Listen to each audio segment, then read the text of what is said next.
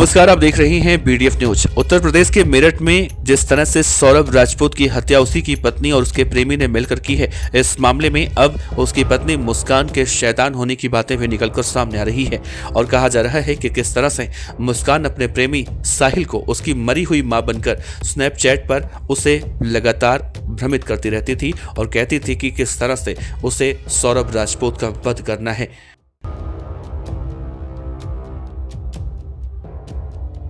UP के मेरठ के थाना ब्रह्मापुरी इलाके के इंदिरानगर में हुए सनसनीखेज सौरभ कुमार राजपूत हत्याकांड में एक के बाद एक चौंकाने वाले खुलासे हो रहे हैं। इस हत्याकांड ने हर किसी को आज झकझोर कर रख दिया है। लोगों का गुस्सा अब बढ़ता जा रहा है। कई सालों की पुरानी प्रेम कहानी का खौफनाक अंत खुद की मौत से होगा। मर्चेंट नेवी के पूर्व कर्मचारी सौरभ राजपूत को शायद इस बात का इल्म भी नहीं था। मुस्कान और साहिल ने जिस तरह से सौरभ की हत्या की है उससे पुलिस अब तक संत है। 800 रुपए के 2 चाकू, 300 रुपए का उस्तरा और डॉक्टर के पर्चे से हत्या की साजिश रची गई। आइए आपको विस्तार से बताते हैं और बाकी कुछ।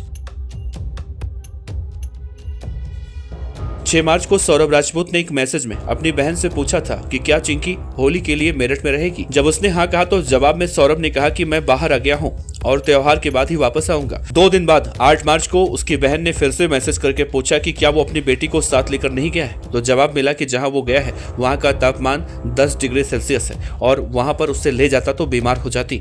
चैट में होली की शुभकामनाएं दी गई। होली के अगले दिन 15 मार्च को चिंकी ने पूछा कि सौरभ कब आओगे, क्योंकि वो जाने वाली थी। जवाब मिला उसने एक पार्टी की योजना बनाई है और उसे पता नहीं कब तक लौट पाएगा। इसके बाद चिंकी भाई को कहती है कि वो एंजॉय करे। इसके साथ 16 मार्च को चिंकी ने सौरभ से बात करने के लिए व्हाट्सएप कॉल किया। कॉल का कोई जवाब नहीं मिला। फिर अगले दिन 4 बार और फोन करने पर किसी भी तरह का कोई जवाब नहीं मिला तो परिवार को शक हुआ। उन्होंने तुरंत पुलिस से संपर्क किया। सौरभ हत्याकांड में अब नया खुलासा हुआ है। कातिल हसीना मुस्कान जेल में भी रात भर बेचैन रही और नहीं सो पाई।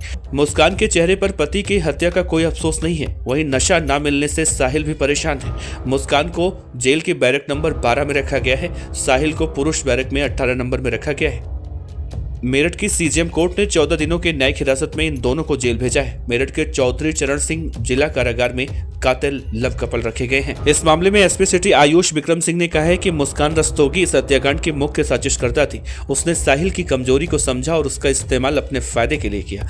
साहिल अपनी मां से बेहद प्यार करता था और उसकी याद में अक्सर भावुक हो जाता था। मुस्कान ने इसकी कमजोरी को इसका हथियार बना लिया। हत्या के बाद भी सौरभ राजपूत का फोन मुस्कान के पास था। वो सौरभ के फोन से उसके भाई बहन को मैसेज करती या फिर मैसेज का रिप्लाई दिया करती ताकि सभी को ये लगे कि मैसेज सौरभ भेज रहा है। पर किस्मत का खेल कहिए या फरेब, बकौल मेरठ पुलिस मुस्कान सौरभ का कत्ल तो करना चाहती थी पर वो साहिल से शादी नहीं करना चाहती थी और साहिल से ये सब कुछ सिर्फ मुस्कान से शादी करने के लिए कर रहा था। यानी कहानी का क्लाइमैक्स ऐसा नहीं होता तो क्या पता मुस्कान पार्ट 3 भी बना सकती थी। सौरभ राजपूत अपनी बेटी का जन्मदिन मनाने और अपना पासपोर्ट रिन्यू कराने के लिए मेरठ आया था। बेटी के जन्मदिन पर 28 फरवरी को सौरभ के साथ मुस्कान और बेटी पीहू ने जमकर डांस भी किया था। इसका वीडियो क्लिप सोशल मीडिया पर अब वायरल हो रहा है।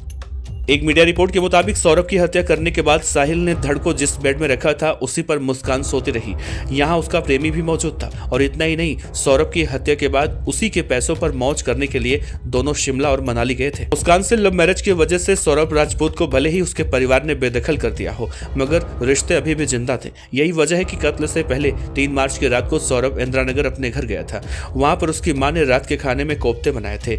वापस आने के वक्त मां ने पैक करके दिए। सौरभ कोफ्ते लेकर करीब 8:30 बजे घर वापस पहुंचा और मुस्कान को परोसने के लिए दिया था। किचन में मुस्कान ने सौरभ को परोसे जाने वाले कोफ्ते में नींद की दवा मिलाई थी। दोनों ने एक साथ डिनर किया था। फिर सौरभ सोने के लिए बेडरूम चला गया। मुस्कान ने पुलिस को बताया कि करीब 10:30 बजे वो सौरभ के कमरे में गई। उसे हिलाकर देखा लेकिन वो होश में नहीं था। रात में करीब 11:30 तक सौरभ पूरी तरह से बेहोश हो चुका था। इसके बाद मुस्कान ने साहिल को फोन किया था। मुस्कान और साहिल की प्रेम कहानी को सौरभ ही नहीं बल्कि दोनों के परिवार के लोग भी जानते थे। सौरभ ने मुस्कान को साहिल का साथ छोड़ने का दबाव बनाया था। तब 2021 में मुस्कान और साहिल ने एक दूसरे के साथ रहने की प्लानिंग की थी।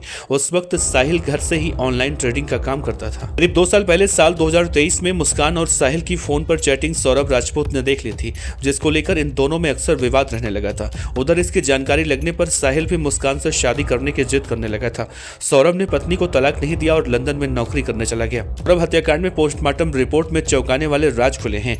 मेरठ के सीएमओ डॉक्टर अशोक कटारिया ने एक न्यूज चैनल को बताते हुए कहा है कि प्रथम दृष्टि से ये मालूम होता है कि 2 हफ्ते से ज्यादा वक्त पहले सौरभ राजपूत की हत्या की गई थी। मुस्कान इतनी शातिर निकली कि वो सौरभ के कत्ल की प्लानिंग कई महीनों से करके बैठी थी। साहिल की मरी हुई मां बनकर उसके साथ स्नैपचैट पर चैटिंग करती रहती। वो साहिल को यकीन दिलाती थी कि उसी के हाथों सौरभ का वध होना है। इसके बाद साहिल और मुस्कान की जिंदगी आराम से गुजरेगी।